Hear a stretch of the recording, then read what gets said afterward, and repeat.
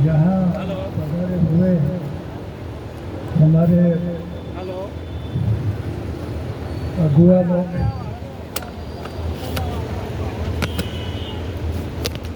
भाई कमल उनके साथी, जयेश के साथी है, भाई शंकर भाई है हमारे साथी, राजू भाई गुजरात से आए, भाइयों बहनों और बच्चों,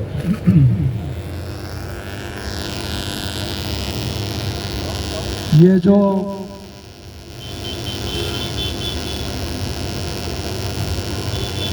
आज हम लोग इकट्ठे हुए हैं, तो हमारी समस्या क्या है?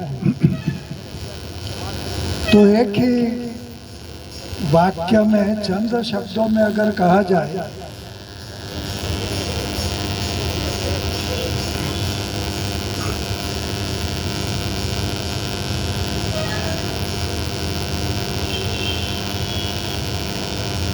बस बेटा बंद कर लो, कंटिन्यू। तो हम लोग ऐसे लोग हैं कि जब समस्या शुरू होती है तब इसको हम समाधान करने के लिए ज़्यादा कुछ करते नहीं। जब समस्या बड़ी हो जाती है तब हम लोग जागते हैं। तो ये एक चिंतक ने कहा कि हमारी मूल समस्या क्या है? तो हमारी मूल समस्या ये है, आज जो हम लोग इकट्ठे हुए हैं, अभी तक हम लोग अलग अलग मुद्दों पे लड़ते रहे, अलग अलग जगह पे अगर कुछ हुआ तो वहाँ लड़ते रहे, एक कोने में लड़ते रहे, लेकिन पूरे देश में कैसे लड़ा जाए इसके बारे में हम लोगों ने ज़्यादा सोचा नहीं। अभी का जो सवाल है, ये जो जमीन ले लेने का जो सवाल है, ये सवाल बड़ा सवाल है। पूरे देश में कंपनियों को जमीनें दी जा रही हैं, पूरे देश में बड़े बड़े प्रोजेक्ट किए जा रहे हैं, फिर भारतमाला का रास्ता वाला प्रोजेक्ट हो या फिर इंडस्ट्रियल कॉरिडोर हो, कहा ऐसा जाता है कि इसमें से आप लोगों को रोजगार मिलेगा, लेकिन इसमें से कोई रोजगार मिलता नहीं। इंडस्ट्री में से मशीन तो ऐसा है कि वो रोजगार कम करता है, एक कंप्यूटर आता है तो 100 लोगों का रोजगार कम हो जाता है, इसलिए मशीन कभी रोजगार नहीं दे सकता है। इसलिए इंडस्ट्री भी बनेगी, वो कभी भी रोजगार नहीं दे सकती। दूसरा ये है कि ये जो बड़ी बड़ी कंपनियां आ रही है वो देशी विदेशी कंपनियां हैं, और हमारे देश का जो धन है वो ये देशी विदेशी कंपनियां बाहर लेके जा रही हैं, इसलिए अपने देश को भी नुकसान हो रहा है।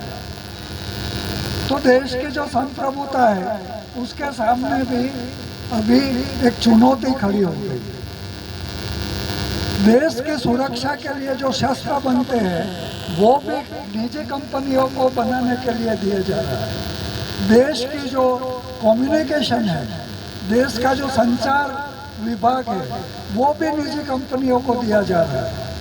तो पूरे देश की जो निजी बातें हैं वो निजी बातें भी विदेश तक चली जाएगी। इसलिए अभी तक ऐसा संघर्ष करने वाले लोगों को ये देशद्रोही कह रहे थे, लेकिन स्थिति ऐसी है कि अभी जो सत्ता पे लोग बैठे हैं वो लोग ही देशद्रोह का काम करते हैं।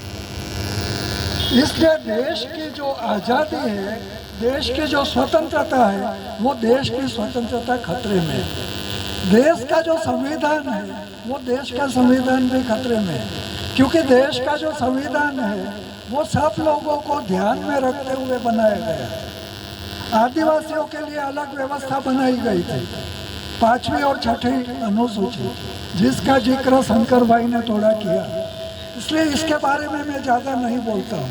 लेकिन ये जो इलाका है, ये इलाके की जो जल जंगल जमीन और खनिज संपदा है उस पर यहाँ के जो आदिवासी लोग हैं या यहाँ के जो निवासी लोग हैं उनका पहला अधिकार है, ऐसा स्वीकार किया गया है।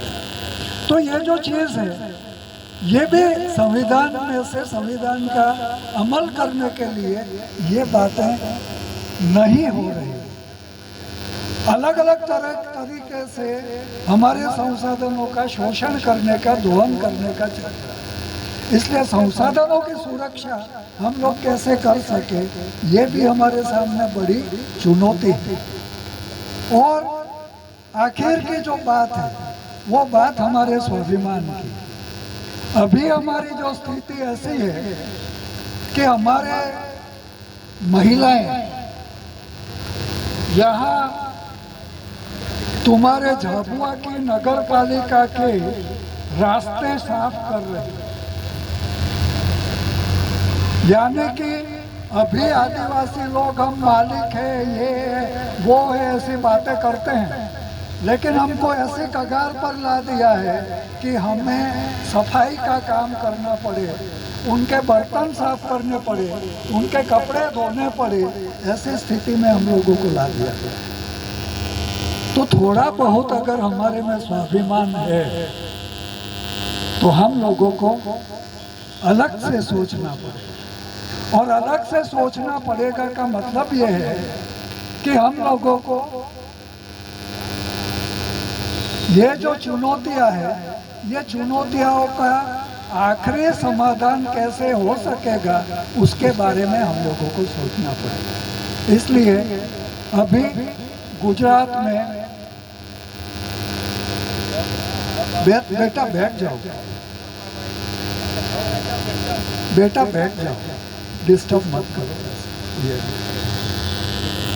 तो अभी गुजरात में हमारे एक हॉस्पिटल का प्राइवेटाइजेशन कर रहे थे, एक मेडिकल कॉलेज का निजीकरण कर रहे थे। तो हम लोगों ने उसके खिलाफ आंदोलन 3 मार्च से शुरू किया और इसका संविधान, संसाधन, स्वाभिमान और राष्ट्रीय संप्रभुता सुरक्षा समिति के नाम से हमने ये आंदोलन शुरू किया है। तो यहाँ का जो आंदोलन है वो आंदोलन में ये 4 शब्दों के इर्द गिर्द बने। ऐसे में आप लोगों को निवेदन करता हूँ कि ये हम पूरे देश में, क्योंकि एक कोने में लड़ के हम जीत नहीं सकते, इसलिए ये पूरे देश में हम लोगों को इसका विस्तार करना पड़ेगा। अभी तक हम लोगों को भटकाया जा रहा है, अलग जिला मांगो, अलग तहसील मांगो, अलग राज मांगो, ऐसा करके भटकाया जा रहा है।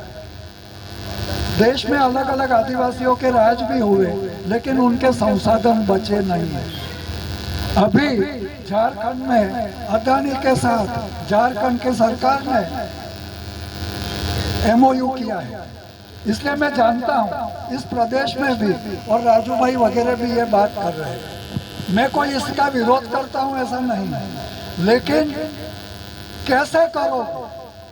नया राज होगा तो आप लोग कैसे उसको करोगे? क्योंकि इसमें तो संसाधन जो है वो संसाधनों का बंटवारा होना चाहिए। आप लोगों को तब मिलेगा, जहाँ तक संसाधनों का बंटवारा नहीं होता है वहाँ तक ये चीज़ हो नहीं सकती है। इसलिए अपने में से IAS हो जाए और हो गए, अपने में से नेता हो गए, सब कुछ हो गया, लेकिन हमारी स्थिति में कोई बदलाव आया नहीं। इसलिए ये जो व्यवस्थाएं हैं, आर्थिक व्यवस्था है, राजकीय व्यवस्था है, सामाजिक व्यवस्था है, सांस्कृतिक व्यवस्था है, ये सारी जो व्यवस्थाएं हैं, ये व्यवस्थाओं में जहाँ तक परिवर्तन नहीं होता है वहाँ तक हमारे समस्याओं का समाधान होने वाला नहीं है। इसलिए हम लोगों को बहुत ही, और इसलिए आदिवासी एकता परिषद विगत 32 साल से, एक तो हमारे आदिवासियों में स्वाभिमान जगे, उसकी एक आइडेंटिटी, एक पहचान खड़ी हो, इसलिए हम लोगों ने प्रयास किया। हम लोगों ने 2 बिंदु पर विचार का प्रचार करने का किया कि एक तो प्रकृति के जो मालिकाना हक चंद लोगों ने ले लिया है देश में से, उसमें से प्रकृति को मुक्त करना पड़ेगा। और दूसरा, देश में और दुनिया में भी जो भेद है, जाति जाति का भेद है, धर्म धर्म का भेद है, पक्ष पक्ष का भी भेद है, ये सब जो पूरे भेद है, गोरे काले का भेद है, स्त्री और पुरुष का भेद है, ये सब भेद निपटाने के लिए मानव मुक्ति का सूत्र हम लोगों ने 32 साल से दिया हुआ है। तो ये जो दो बिंदु है, उस पर हम लोग ज़्यादा चिंतन करें, तब जाके हमारे पढ़े लिखे जो बच्चे हैं उन लोगों का कुछ भविष्य हम लोग बना सकेंगे, नहीं तो कोई भविष्य हमारे सामने दिखता नहीं है। और मुझे दामोर ने थोड़ा कहा, लेकिन मैं कह देता हूँ कि मेरी अगली 3 पीढ़ी स्वातंत्र संग्राम में जेल में गई। 1924 में महात्मा गांधी मेरी माँ के घर आए, तो इसके 101 साल हुए।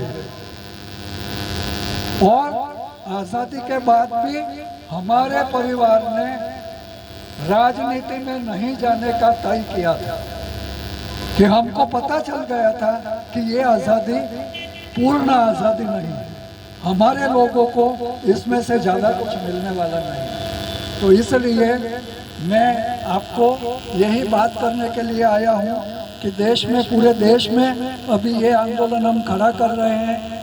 धैर्य रखें, धीरज थोड़ी धरनी पड़ेगी। ऐसा कर देंगे, वैसा कर देंगे, ऐसा मत करो। जवान लोग आप जो हैं, आपकी भी सुरक्षा हम लोगों को करनी है, आप लोगों को सूली पे नहीं चढ़ाने हैं हम लोगों को। इसलिए ठंडे कलेजे से, सोच के साथ हम लोग ये आंदोलन बनाएंगे। आप लोगों ने ये शुरू किया है, इसके लिए आप लोगों को धन्यवाद। और हम लोग मिलते रहेंगे। आप लोगों को थोड़ा भी याद होगा तो कोरोना काल में भी हम लोगों ने यहाँ महासम्मेलन किया था, तो हम लोग रुकने वाले लोग नहीं हैं। सबको धन्यवाद, आभार।